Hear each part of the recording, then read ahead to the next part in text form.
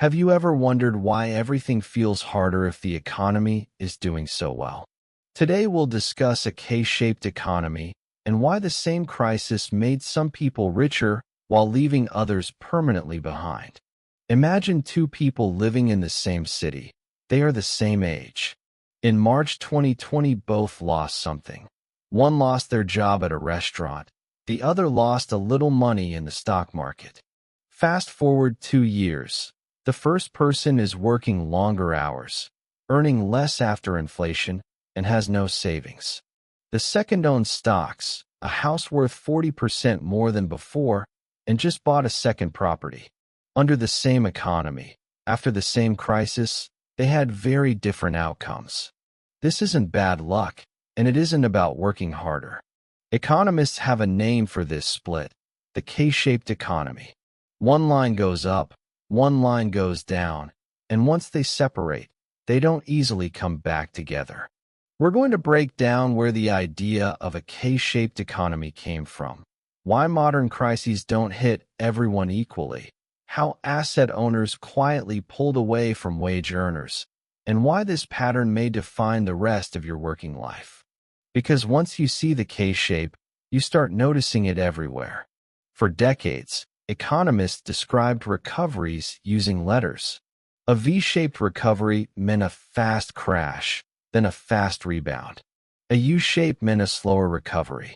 An L-shape meant no recovery at all. But none of those letters explained what happened after 2008, and they definitely didn't explain what happened after 2020. Because the economy didn't move as one, it split. Picture the letter K.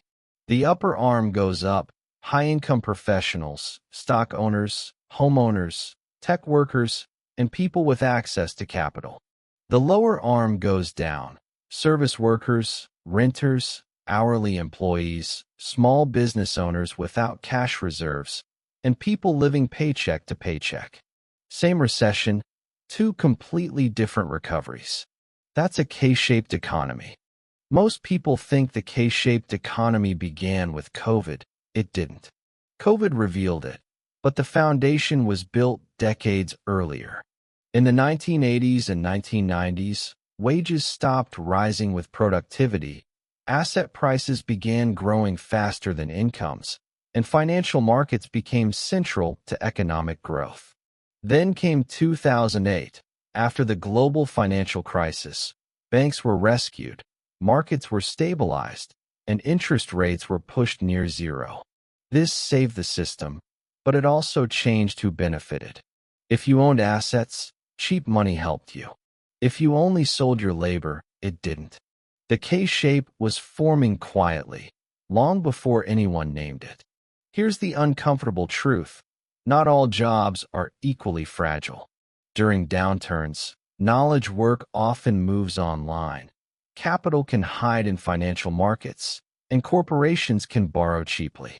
But service work disappears, small businesses lose foot traffic, and rent and debt don't pause. In 2020, white-collar professionals worked from home, and blue-collar and service workers were exposed or unemployed. One group stayed connected to income, the other fell off entirely. That's the first break in the K. When crises hit, governments and central banks act fast. Interest rates fall, money floods the system, and markets stabilize.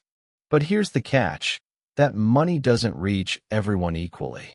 It flows first into stocks, real estate, bonds, and private equity. If you owned assets before the crisis, you benefited immediately. If you didn't, prices just moved further out of reach. Housing became more expensive, stocks recovered faster than jobs, and wealth grew without new work being done. The upper arm of the K accelerated. Meanwhile, the lower half faced a different reality. Missed paychecks turned into credit card debt, delayed healthcare, missed rent, and lost skills. Once you fall behind in a K-shaped economy, recovery isn't symmetrical. K-shaped economies don't just split income, they split worldviews. One group feels optimistic, secure, and confident in the system. The other feels angry, anxious, and left out. The K-shaped economy answers a question many people feel but can't explain. Why does the economy look great, but my life doesn't? The biggest mistake people make is assuming this is temporary. It's not. Technology, globalization, and financialization all reward capital over labor. Understanding the K-shape isn't pessimism, it's preparation. Once you understand the shape of the system, you can start structuring your life around it and begin finding ways to benefit from it.